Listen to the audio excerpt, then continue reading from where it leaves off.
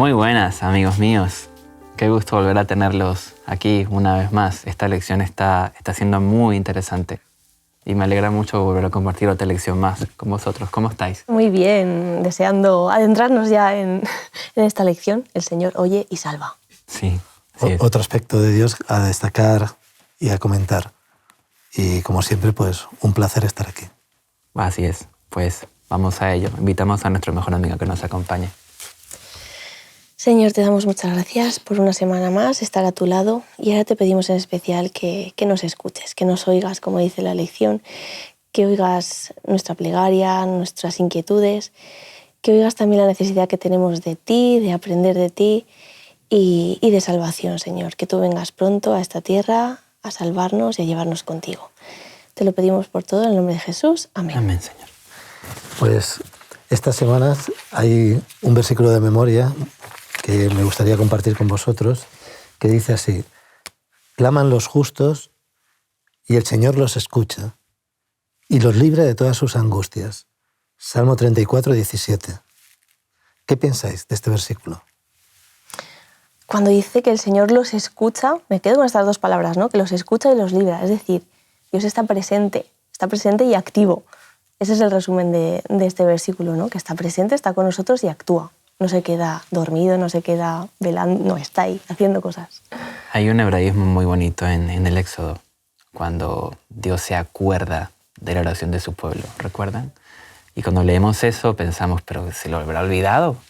Durante 400 años se lo olvidó y de repente dijo, ¡oh, mi pueblo que está en Egipto! Y los tengo olvidados ahí, no os preocupéis que ahora os voy a rescatar. Sabemos que no es así, Dios no puede ser así. Entonces es un hebraísmo que nos hace ver que Dios siempre estuvo atento. Nunca se le olvidó. Solamente que le espera el momento puntual y preciso para actuar. Hay un filósofo de la religión que a mí me encanta, que es Paul Ricoeur, que dice que el ser humano ante Dios siempre se pone en disposición de escucha, en modo escucha. Un profesor que quiere que el alumno le escuche. ¿Por qué? Porque cree que lo que le va a decir es válido.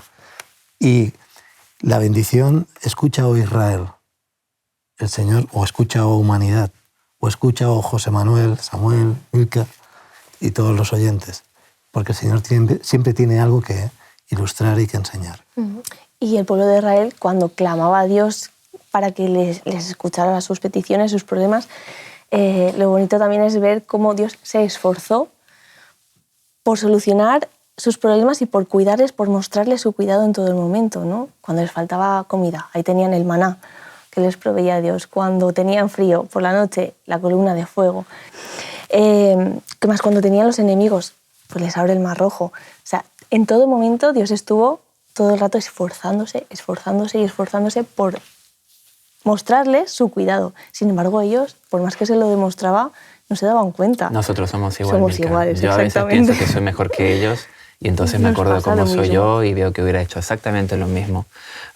Una vez escuché a un gran teólogo predicar y dijo una frase que me marcó. Él dice, Dios es tan grande como para gobernar el vasto universo y tan pequeño como para centrarse en mí, que mido 1,69. O sea, imagínense lo humilde que es Cristo y lo detallista que es, que teniendo tanto trabajo aún saca tiempo para centrarse en mis problemitas, que son muy pequeños comparados con los que tiene Él. Es curioso, pero por ilustrar, ¿no? Ya que Jesús aludía, y decíamos en lecciones anteriores, a los salmos, oraba con ellos, se identificaba, veía el plan de salvación, su mesianismo, su resurrección. Es curioso. Decidme un pasaje de las Escrituras donde alguien acuda a Jesús y Jesús no lo escucha. No atienda su ruego y no le responda. A lo mejor no es inmediato la respuesta. No, pero en el Evangelio parece como que todo corre muy, ¿no? Como muy pim pam, ¿no? Ya. Hay uno que es la mujer sirofenicia, ¿lo recordáis? Sí, claro. Parece que Jesús hace ahí oídos sordos, ¿no? Diríamos en castellano. Uh-huh. Pero al final aprendí de una teóloga que me impactó, que dijo, fijaos una cosa, le dice, conforme a lo profundo de tu corazón, te sea hecho. Tu corazón de madre, ¿no? ¿Cuántos padres y madres y personas de bien no corren cuando un niño está enfermo, ves que se le puede ir la vida y acudes, ¿no?, rápidamente a llevarlo al hospital para que lo atiendan? ¿Sí? Y te imaginas que entras y dices, conforme al deseo de tu corazón, lo vamos a curar. No te preocupes. No importa la enfermedad. ¿Te imagináis el impacto emocional para esa madre? Es muy poético la manera en que Dios lo dice en el Salmo 139. No fueron cubiertos de ti mis huesos. Sí. Y me encanta esa manera que tiene de introducir el Salmo, porque alguna vez nos sentimos como que estamos muy olvidados, como que nadie nos escucha. Yo me he sentido muchas veces solo. Y no nos podemos esconder, Dios está ahí, nos ve en todo momento, ¿no? Por mucho que queramos escondernos, estamos presentes para Él. Milka, ¿qué sentiste tú en la primera ecografía? Uf, no me lo recuerdes. Pero, ¿había emoción? Buah, me emociono todavía. Sí, ¿no? Yo estuve toda la noche dándole vueltas al movimiento, ¿no?, del embrión. Pim, pam, pim, pam, pim, pam. Las Ese manitas. el latido del corazón. Me impresionaron las manitas. Tenía todos los deditos y tenía 8 semanas y se le veía todo. Pero el salmista lo dice y no había tecnologías como las nuestras, no había aparecido la revolución industrial, no había aparecido la revolución tecnológica, pero la mirada de Dios como creador es perfecta. Uh-huh. Anticipa cosas que luego la inteligencia humana ha podido desarrollar en los dones que nos ha dado. Aquí hay una cosa muy interesante. Dios nos hace muchas promesas. ¿Saben? Las promesas de Dios a veces son condicionantes o condicionales. Es decir, si se arrepienten, librará a mi pueblo. Eso se lo dijo Israel muchas veces. Israel no escuchó y no fue librado. Sin embargo, hay otras promesas que no son condicionales, no que son... Efectiva, sí, ya. palpables. Y el texto de Corintios, todas las promesas son sí en Cristo Jesús. Me encanta, Pablo. Me encanta. Porque al final los salmos son cristocéntricos. No podemos perder de vista que somos cristianos y los leemos a la luz de Jesús como intérprete de ellos. Y me encanta cuando dice todas las promesas de Dios son sí en Cristo Jesús. ¡Wow! Volviendo un poco al Salmo 139, que ya el título que tiene ya es, bueno, pues muy poderoso, ¿no? Dice omnisciente y todopoderoso.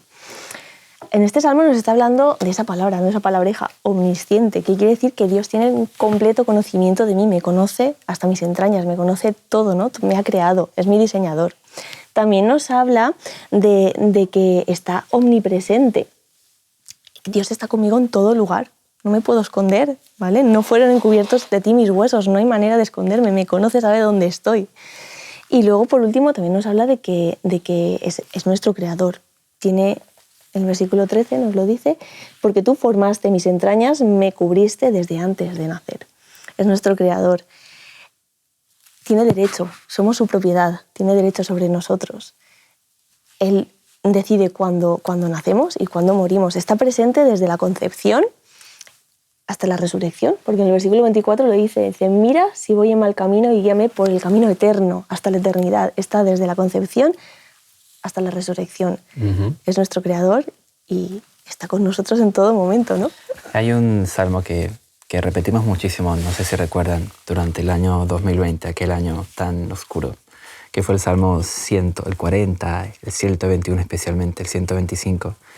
121.3 dice, no dejará que tu pie resbale. Y luego dice, ni que saeta te golpee, 1000 caerán. Y recuerdo que en esos años tan terribles que pasamos, este salmo fue muy citado y muy estudiado. Entonces nos metimos en un gran dilema. ¿Cómo se cumple esta promesa en nosotros? ¿De verdad es efectiva? ¿De verdad no nos va a pasar nada? ¿De verdad Dios nos va a librar de todos y nada de lo que está a nuestro alrededor se va a desmoronar? ¿O es algo aún más profundo? Yo creo que es algo más profundo, es evidente. O sea, el sol sale para todos, el aire y el oxígeno está para todos. Si nos hacen daño, todos sufrimos por igual. Hay suertes injustas porque vivimos en situaciones injustas, porque un niño muere cuando nace o no llega a nacer, otro vive 100 años y en opulencia. Entonces, hay que ser cuidadosos, porque no olvidemos que también Satanás citó el Salmo para distorsionar la imagen de un Dios bueno, ¿de acuerdo? es muy curioso que Dios dice que no tiene nada que ver con el mal, y dice una cosa, muy amada es la muerte para Dios de aquellos que confían en Él, porque los podrá resucitar, porque podrá liberarnos y salvarnos. Y muy triste, por lógica contraria, yo que soy filósofo, para aquellos que no quieren resucitar con Él, que han decidido excluirse de Dios. Es que muchas veces Satanás azota más a los que queremos seguir a Dios, a los que queremos ser justos, porque sabe que no nos tiene ganados. Al final Satanás quiere ganarnos, quiere conseguir almas para él. Entonces somos también su ataque, ¿no? Y las personas que ya, como que ya está todo perdido porque han decidido no seguir a Dios o son tibios, pues realmente no son la prioridad de Satanás, no son su objetivo. Entonces también a veces los que intentamos ser justos somos el ataque directo de Satanás y tenemos que ver que estamos en este mundo, estamos en esta vida y que Satanás nos ataca. Pero pensar no una estamos cosa, libres. Pensar que a veces hay gente que el abuso de poder le genera una paranoia, le genera una enfermedad. Vuelvo al tema enseguida. Uh-huh. Creo que Satanás es alguien así, que incluso no ama a los suyos. Nada. ¿De acuerdo? Y quiere, contra más compartan su destino, mejor. ¿De acuerdo? Y yo creo que odia a todo el ser humano por el hecho de que somos creación de Dios, independientemente de que nos posicionemos o no a favor de Él. Es más, me encanta, el pueblo hebreo tiene una metáfora para hablar de cómo le duele la muerte a Dios de los suyos. Dice, de cualquier humano. Dice, Dios es bondadoso y sabio, y ellos dicen, cuando una vida se agota, cuando llega a su fin, y ahí el mal no proviene de Dios, por lo tanto Dios no puede decir, tú te vas, bajo mi punto de vista puedo estar equivocado, sí, pero yo te acompaño hasta ese momento. Y ellos dicen, con un beso de su espíritu, despide, es la expresión judía para decir que despide a la persona amada. Apocalipsis, fijaos que en las promesas de felicidad, felices los que mueren de aquí en adelante en el Señor, porque la memoria de ellos continúa para Dios. Tus horas con ellos es un siguen. continuo. Sí, así Para es. nosotros en el tiempo no, pero Dios el tiempo lo maneja de otra manera. Eso es así. Sí, este tema es un poquito curioso, vamos a llamarlo así. Porque por un lado se nos promete que no nos pasará nada y por otro lado nos pasan cosas. Claro. Conozco un libro muy bueno que nos leímos con los jóvenes en Baleares que se llamaba Milcaerán. Yo no me lo había leído hasta ese entonces. Es una historia maravillosa de cómo Dios protege a una familia en la Segunda Guerra Mundial que no le pasó nada. Pero conozco muchas otras familias que sí les pasaron, que no sintieron el cerco protector de Dios aparentemente, sino que sí fueron afectadas. Entonces, no, simplemente que eso, no estamos libres de los ataques de Satanás, como hemos comentado antes, pero sí que tenemos la confianza en la protección de Dios, en el sentido de que Dios no nos va a dar una prueba más dura de la que podamos soportar. sí, así es. Entonces, eso es lo que tenemos claro, que a nuestro alrededor van a haber 1000 batallas, van a haber dificultades, van a haber problemas, pero hasta que tengamos nuestro límite, o sea, no nos va a hacer caer Dios por esas pruebas, hasta que Sí, nosotros así podamos es. soportar. Si queréis, Eso es lo que tenemos os que confieso tener una cosa que claro. me da un poco de vergüenza, pero a medida que he cumplido años la he tenido que ir diciendo, ¿no? Y más ahora con las etapas de salud mental que los adolescentes sufren después de la pandemia, móviles, el uso excesivo del móvil, cómo genera, ¿vale? Esa dificultad para vivir, ¿no? Y en la noche más oscura de mi vida, porque todos la tenemos, era cuando yo creía que Dios me había condenado, porque había rechazado su espíritu. Es decir, mi mente era mi enemigo. Cuando una persona se deprime, su mente es su enemiga. Y no ves refugio, no ves libertad, no ves salvación. Y la Biblia se me volvía en contra. ¿De acuerdo? Entonces pensé, bueno, mira, ¿qué puedo hacer? Dos opciones. O pides pista, ¿no? Lo que hablábamos de los campos de concentración, te sientes abandonado. Con el literalismo bíblico, ¿no? Hay de aquel, pues más le valdría, ¿no? A Saúl, a Jacob. O decido vivir aquí, relacionándome con Dios, hablándole a Él, aunque no quiera saber nada de mí, fiándome de que mientras respire, Él será lo más grande en mi vida. Claro. Y recordé el texto de Oseas. Los amaré de pura gracia, les prolongué mi misericordia, apartaré de ellos sus rebeliones. Yo entiendo de este texto que hay reglas en el gran conflicto en el que estamos envueltos nosotros.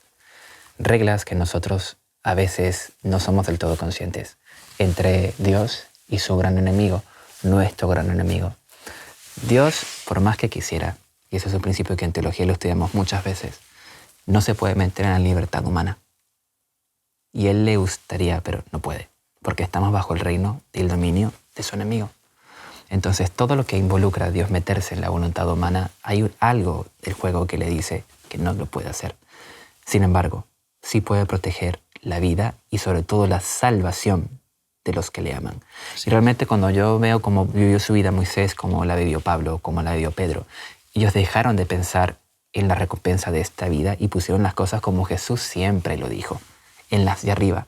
No os hagáis tesoros en la tierra, donde la polilla corre, a hacer tesoros en el cielo. Entonces este versículo para mí me toca muchísimo en mi vida terrenal, pero más aún con la salvación de mi alma. Porque realmente eso es lo que le importa a Cristo. Otra cosa que me parece muy interesante es que se presenta como defensor y libertador. Y esto nos lo dice 1 Corintios 10, 1-4. Badenas habla muy bien de esto en su libro Frente a la Ley, cuando aborda el tema de los 10 mandamientos. Badenas dice, empezamos a leer el texto de los 10 mandamientos mutilado. Deberíamos empezar a leerlo versículos antes, porque Dios se presenta diciendo, yo soy tu liberador, el que te saqué de Egipto. Por lo tanto, y comienza el decálogo. Esta ley te hará más libre. Pero se presenta así, como yo los voy a defender. O sea, la guerra no es de ustedes, la guerra es mía. Ustedes me representan a mí, pero yo soy el que batalla. Me emociona saber esto. ¿Os habéis encontrado con personas que no saben decir no? Sí. Que a la larga son más esclavos porque, como no saben decir no, cogen compromisos y al final esos compromisos son cargas que los ahogan. Y cuando Dios dice no harás esto, no harás lo otro, es para que seas más libre. Jesús se presenta también, y me ha encantado, como conoceréis la verdad. Y ahora os hará libres. Y os hará libres. Y yo soy el camino a esa verdad. Y la ley es camino. En el Salmo 119, que aludíamos semanas anteriores. Pero me encanta Job, porque al final él decide dialogar con Dios, quejarse a Dios amargamente, como yo, en aquella experiencia traumática, sufriendo mucho menos que él, pero sufrimiento subjetivo y intenso. Por eso te dicen en los hospitales, ¿cuánto? Del 1 al 10, ¿cuánto? Porque cada persona lo vive como lo vive. Claro. Para mí era mi máximo sufrimiento. Y sin embargo, a cambio de nada. O sea, a pesar del mal, a pesar de la cruz, Jesús enseña a amar a Dios, a hablar con Dios, a confiarse a Él, a cambio de nada. Y se presenta como un refugio. Eso Exacto. es. Exacto. ¿Cuánto hay que decir, ¿no? de estas metáforas que utiliza Dios para referirse a un refugio? Comentábamos antes que en los salmos, curiosamente, no hay adjetivos, sino que son todo metáforas. ¿Vale? Casi todo el tiempo son metáforas carecen de adjetivos. Exactamente, o sea, el abrigo, el escondite, la sombra, el refugio, la fortaleza, las alas, el escudo, la defensa, la habitación. Y en mente de todas ellas, que todas me evocan ternura, ¿no? Sobre todo la de las alas, el abrigo, la sombra. Me gusta mucho la idea de las alas de Jesús, ¿no? De sentirme... Es que lo primero que pienso es que Dios tiene alas. Es que es verdad, es maravilloso. Y no sé si alguna vez habéis visto una pluma de cerca, os habéis fijado el detalle, porque es que es una obra de arte. Es una obra de arte. Son, tienen un diseño que es impresionante. Son suaves y tienen unos filamentos, ¿vale? Muy finitos, pero es que los filamentos están enlazados entre ellos a modo de cremallera, están todos unidos. Tú cuando las rompes, ¿vale? Están como si fueran una cremallera. Y luego todas unidas a un filamento grande y fuerte. Y es que son impermeables. Eso hace que por ahí no pase el frío, no pasa el agua, no pasa el viento, ¿vale? Y además son esponjosas, porque muchas veces se utilizan para como abrigo, como el edredón de plumas, ¿no? Que todos hemos tenido en casa. Entonces es maravilloso, nos da calor, nos protege, nos da seguridad, nos protege del viento, del frío, de las tempestades. Me gusta pensar eso, ¿no? Una gallina que está, sus pollitos acurrucados ahí, esperando que pase la tormenta, ¿no? Pues muchas veces nosotros también tenemos que acurrucarnos debajo de sus alas, sentirnos protegidos y esperar ese tiempo necesario que pase la tormenta. Mira, me has evocado que tú al igual que cualquier mujer que ha dado a luz, nos habéis concebido en un refugio biológico, vuestro cuerpo. Allí nos hemos hecho, allí nos habéis protegido, habéis buscado lo mejor para nosotros, lo que es malo vamos a dejarlo fuera para que el bebé se construya de la mejor manera, ¿no? Así es. Se desarrolle de la mejor manera. Qué curioso, ¿no? La feminidad en la creación, la maternidad. Qué obra de arte. Dios es muy metafórico siempre. Mira, los filósofos, empezando por Platón, ¿qué recordáis de Platón? La Podríamos caverna. explicar. Correcto. ¿Y qué es? Primero. ¿Y qué es? La diferente ¿Y qué es? perspectiva, sí. Una metáfora. Es una Sí, metáfora. claro. En el siglo XX igual. Dice que la historia de la filosofía, al final, cuando no podemos definir con conceptos y nos faltan palabras, aludimos al símbolo, Eso es a lo la que hizo- metáfora. es lo que hizo Jesús. ¿Por qué? Porque es algo abierto. Y los judíos tienen mucho cuidado. Leí un filósofo también judío, Joaquín, que decía que ojo con la idolatría del texto. Porque la lectura tiene que ser como aperturas. El símbolo, lenguaje apocalíptico, lenguaje simbólico, poético, te abre, no cosifica a Dios, no lo cierra, te permite una nueva lectura a partir de tu realidad, de tu contexto social, político, económico, y por lo tanto el Espíritu de Dios se siente en conexión con cualquier ser humano, en cualquier cultura, en cualquier lenguaje, en cualquier mentalidad, porque el símbolo le seguirá diciendo cosas. Es aplicarlo. Y seguirá abriéndolo a un horizonte infinito en el que Dios está. Es aplicarlo a nosotros, no aplicarlo. Como decíamos en una lección anterior, orar los salmos. Es que más que orar los salmos es aplicar los salmos a mi vida, ¿no? ¿Qué me dicen? ¿Qué me están diciendo? ¿Qué me están contando a mí? ¿Cómo puedo yo verme reflejada en ellos? Hablando de metáforas, no hay metáfora mejor para mí que la del santuario. Todo el santuario es una metáfora sumamente detallista e increíble del ministerio de Cristo para la salvación de las almas y la resolución del conflicto. A medida que yo estudio más el santuario, más lo admiro y más lo entiendo y más me doy cuenta de lo que me falta aún por aprender y por saber. El lenguaje lo llama el misterio eterno, de por qué Cristo se reencarnó en nosotros y cómo hizo para salvarnos. Y lo presenta en un salmo, como siempre. Vamos a leer el 3:4, por ejemplo. Con mi voz clamé a Jehová, y él me respondió desde su monte santo. A Dios siempre le gusta representarse como un Dios de montañas. Sí. Cuando viene, recuerdan la piedra de Daniel, que destruye la estatua, que se levanta en ese lugar. Un gran monte, una gran montaña que no se va a mover. Cuando decide dar la ley, ¿desde qué lo hace? ¿Desde qué elemento natural? Desde un gran monte, una gran montaña. Entonces el santuario nos da la seguridad de que estamos delante de un juez, delante de alguien muy justo, muy poderoso, pero que intercede por nosotros continuamente y nos salva. Y habla un poquito de Melquisedec, nos manda a Hebreos. Melquisedec es un personaje muy famoso, según la orden del sumo sacerdote de Melquisedec. Recordemos que solamente sale en esta parte de la Biblia con Moisés y luego aquí. Y no se sabe realmente quién de su origen, en su familia. Solo sabemos que Jesús es puesto con esa orden porque era un señor muy justo al cual Abraham le rinde tributo y le da diezmos y lo respeta. Entonces Jesús adquiere ese papel.